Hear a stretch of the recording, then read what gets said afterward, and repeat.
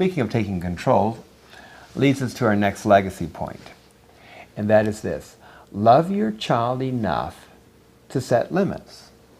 This is a parenting skill, and it's a parenting style. Your parenting ability will affect how your children grow spiritually. King David, great king, man after God's own heart, lousy father. And I can't read you all the stuff in the Bible that happened to his kids because it's past PG-13, all the way to the fact that a son who tried to kill him because as a father he did not connect and he never set limits for his children. Now, as parents of 2-year-olds, you know very well their favorite word. Now, their first word was daddy. Oh, okay, well, okay. Mommy, okay. One or two, you know, it's going to be daddy, it's going to be mommy. Word number 3 is no. And how they love to use that word, no. And that is, in and of itself, is not negative. As a matter of fact, the child is beginning to define what they can choose and not choose. But the challenge is it can get to be a power struggle. And how you negotiate that power struggle is a very important parenting style technique. So, what we want to do is help our children set limits. We want to give them limits so that they can set limits in their own life. They're going to have to tell themselves no to certain things. That's called self-discipline. They're going to have to learn the right places to say yes and the right places to say no. How do you get to that point? That's a parenting style. What's your parenting style, and how do you get to the question of no from your 2-year-old? One way to look at this topic is to picture a quadrant, a square with 4 quadrants, and one of the axes would be the amount of control you assert on your child, and the other axis would be the amount of support you give, or love or affection that you give your child. A parent who is low in support and low in control would be a neglectful parent. For example, a parent who's strung out on drugs, or is so busy that they just don't have time to think about their child. Their life is, they don't have room in their life for their child. That can be a person in a very low socioeconomic status. It can be a person with a lot of money, and they just think they don't have time for their kids. A neglected child tends to grow up as an underachiever. They're often overrepresented in the prison population. Some research indicates that most recruits to authoritarian cults come from neglectful households. They're searching for a strong authority figure from whom they will feel love.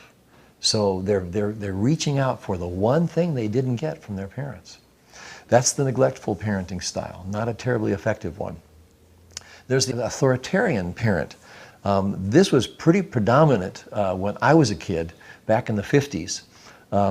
High in control and low in emotional support and affection. The parent sees himself as infallible.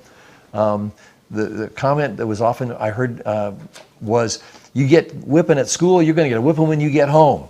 The parental apologies for mistakes, unthinkable. I don't make mistakes. I couldn't admit to making a mistake because then my authority would be undermined. That's the mind thinking of the authoritarian parent.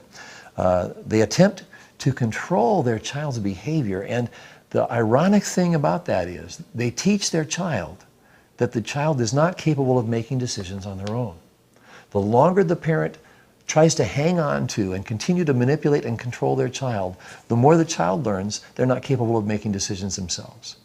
And so it's the exact opposite of what they'd like to see happen. The child does not develop self-esteem, self-control themselves. Children in these homes are respectful and they're obedient, but the parent-child bond lacks mutual trust and genuine affection. As a child moves into the teenage years, at-risk behavior is very common because the kids are lashing out, they're acting out. And when they get a chance to leave home, they often don't want to come back. Not a good story. Permissive parenting is the parent who's permissive is the parent who assumes that children need only love and affection and they'll figure the rest out on their own. They don't need guidance because they'll figure it out. Kids get their way, peace at any price. These kids learn that the world revolves around them. And they often fail to learn self-reliance, responsibility. They don't think about the needs of other people very well because their whole childhood is revolved around them. Teachers really dread dealing with kids like this because moms and dads don't have a clue how to help discipline their child toward behavior that's appropriate in school. Kids from permissive homes engage in more at-risk behaviors, especially as they move toward those teenage years. They're free to make whatever mistakes they want, and they make them.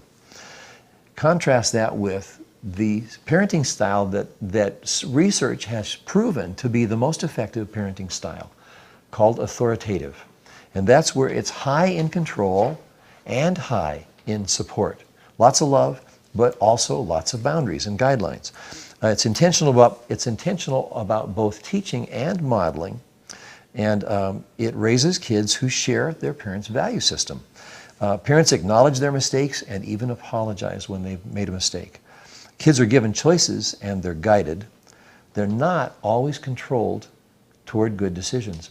And as the child gets older, the authoritative parent gives more and more freedom, till ultimately it looks a lot like the permissive parent because they're not controlling their kids anymore. I once was counseling a dad of a 16-year-old whose son was making all sorts of bad decisions, and he was struggling with trying to figure out how much he should try to control his son yet. And I said, do you want to be telling him what to do when he's 25? And he said, well, no. And I said, well, then when do you want to stop telling him what to do? Isn't 16 getting pretty close? And he thought about it and prayed about it and talked with his son about it. And within weeks, his son was making a lot better decisions and his dad had backed way off. So there is a point in time where the authoritative parent gives up that level of control. But at 2, you got to say no to your kids when they need to hear no. Control is very important at the younger ages. So that's the authoritative parent. And these kids grow up to believe in themselves. They are high achievers. They relate well to other people. They relate well to people in authority. They relate well to their peers. They're healthy children. And they understand that God is a loving God who controls them with his laws, but allows them the freedom to choose whether they're going to obey or not. So a 2-year-old is faced with an eating choice. Oh no, green beans again. And the question may not be, do you want green beans? No. The question may be, would you rather have green beans or peas? And the child has a chance to make a choice. And as a parent, you set limits that say you should have a vegetable. So let's talk about parenting style. This is one brief conversation, but what we want you to do is consider growing in your parenting styles over the years, knowing that this is going to be very influential in the spiritual growth of your children. Here's our discussion question for the next 2 minutes. What parenting styles did you experience in your family of origin? Your parents might have had very differing styles, and that might have made for a very interesting childhood. And the other question is, what style do you find instinctive for you? Talk about that now.